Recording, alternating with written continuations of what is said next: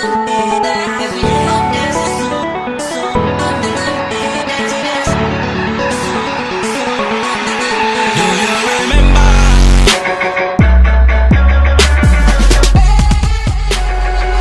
அப்படிங்கிற ஃபங்க்ஷன். இந்த edate function அப்படின்றோட syntax என்னன்னு பார்த்தீங்கன்னா, edateக்குள்ள ஸ்டார்ட் டேட்டு மந்த்ஸ். இது எதுக்கு நம்ம பயன்படுத்துகிறோம் அப்படின்னா, ஒரு டேட்ல இருந்து மந்த்தை வந்து நம்பரில் நம்ம ஆட் பண்ணோம் அப்படின்னா எக்ஸாக்ட் எண்ட் டேட் என்ன அப்படிங்கிறது நம்ம தெரிஞ்சுக்கலாம். இப்போ இங்கே பாருங்கள், ஸ்டார்ட் டேட்டு ப்ளஸ் மந்த்ஸ் அப்படின்னா, இப்போ மைனஸ்லன்னா மைனஸில் இதுலேருந்து மைனஸ் பண்ணி அதோட டேட் சொல்லும்.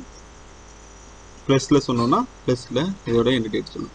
இப்போ எக்ஸாம்பிளாக பாருங்கள், ஸ்டார்ட் டேட் வந்து 1 ஜனவரி 98 ப்ளஸ் மந்த்ஸ் 3 அப்படின்னா ஜனவரி, பிப்ரவரி, மார்ச், ஏப்ரல் 3 மாதம் ஆட் பண்ணி 1ஆம் தேதி ஏப்ரல் 98 வருஷம் அப்படின்றத காட்டுது.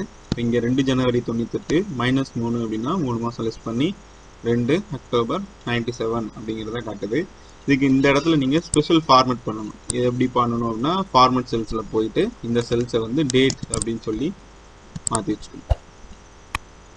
உங்களுக்கு எந்த மாதிரி வேணும், கஸ்டமரில் போய் டேட் கொடுத்து உங்களுக்கு எந்த மாதிரி டேட் டிஸ்பிளே ஆகணுன்ற ஃபார்மேட்டை நீங்கள் இங்கே செலக்ட் பண்ணிவிட்டு ஓகே கொடுத்துட்டிங்கன்னா, இந்த இடத்துல நீங்கள் கொடுக்குறப்போ இடேட் ஸ்டார்ட் டேட்டு இந்த ஃபீல்டு C4 அப்படிங்கிறது ஸ்டார்ட் டேட்டு, எண்டு டேட் வந்து D4 அப்படிங்கிறத கொடுத்தோம் அப்படின்னா உங்களுக்கு ரிசல்ட் என்ன அப்படிங்கிறது தெரிஞ்சிடும். இப்போது இதுக்கு 2 ஆர்குமெண்ட் சொல்லணும். ஈக்குவல் டு இடேட் ஸ்டார்ட் டேட்டுன்ற அட்ரஸ், அப்புறம் எத்தனை மந்த் வந்து ஆட் பண்ணுன்ற அட்ரஸ் கொடுத்தோம்னா எண்ட் டேட் வந்து நம்மளுக்கு தெரிஞ்சிடும்.